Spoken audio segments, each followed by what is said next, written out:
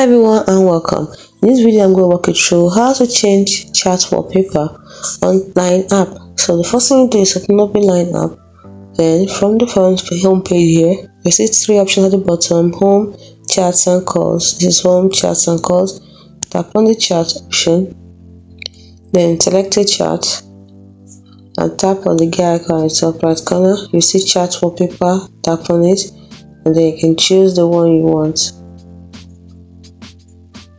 You can also choose from your photos. You can see we have illustration, colors and photos.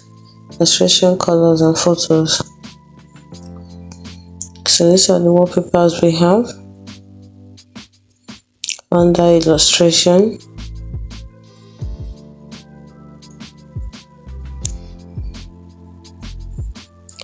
so you want to apply, tap on apply. But right now we can't apply because, let's find out. Why can't we apply?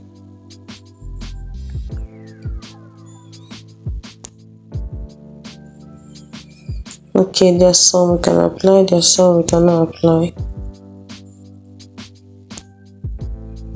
So we can apply this one.